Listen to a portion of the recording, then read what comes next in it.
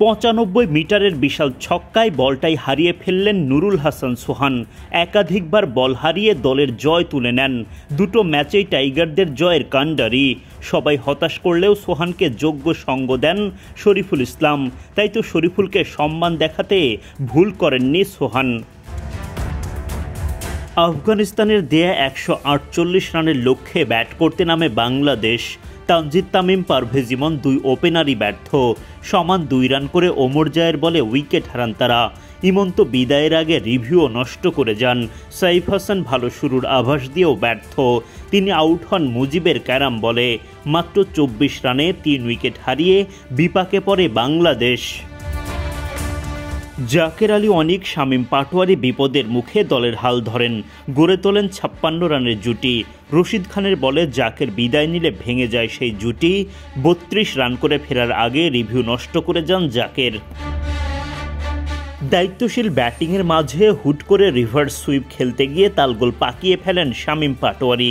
৩৩ run করে শামীম বিদায় নিলে মহা চাপে পড়ে বাংলাদেশ। দায়িত্ব তখন নুরুল হাসান সোহানের কাঁধে। এক প্রান্ত থেকে সতীর্থরা বিদায় নিতে থাকলেও সোহান তার দায়িত্বে থাকেন অবিচল। শেষ পর্যন্ত লড়াকু ব্যাটিংয়ে দলকে এনে দেন দারুণ জয়। এক ম্যাচ হাতে রেখেই সিরিজ নিশ্চিত করল বাংলাদেশ। শুক্রবার সিরিজের দ্বিতীয় টি-20তে আফগানিস্তানের মুখোমুখি হয় বাংলাদেশ। টস জিতে আগে বোলিংয়ের সিদ্ধান্ত নেন টাইগার অধিনায়ক জাকের আলী অনিক। আফগানদের হয়ে ওপেন করতে নেমে ইব্রাহিম জাদরান এবং সেদিকুল্লাহ আতাল দেখে শুনে ব্যাটিং করতে থাকেন। পাওয়ার প্লের ৬ ওভারে বিনা উইকেটে ৩৫ রান তোলেন তারা। বাংলাদেশকে প্রথম সাফল্য এনে দেন লেগ স্পিনার রিশাদ হোসেন। আতাল ক্যাচ দেন পারভেজ ইমনের হাতে। ২৩ রান করে বিদায় নেন এই আফগান ওপেনার। দলীয় ৫৫ রানে গিয়ে প্রথম উইকেট তুলে নেয় বাংলাদেশ। আফগানদের দ্বিতীয় উইকেট তোলেন নাসুম আহমেদ। বাউন্ডারি লাইনে দুর্দান্ত ক্যাচ রিশাদের। হতবাক ইব্রাহিম ফিরে যান ৩৭ বলে ৩৮ রান করে। এরপর বোলিংয়ে এসে আবারও রিশাদ জাদু। এবার তিনি ফেরান ওয়াফিউল্লাহকে। নাসুম ও রিশাদের সাথে পাল্লা দিয়ে উইকেট তুলতে থাকেন। ইমনের চোখ ধাঁধানো ক্যাচে নাসুম ফেরান রসুলিকে।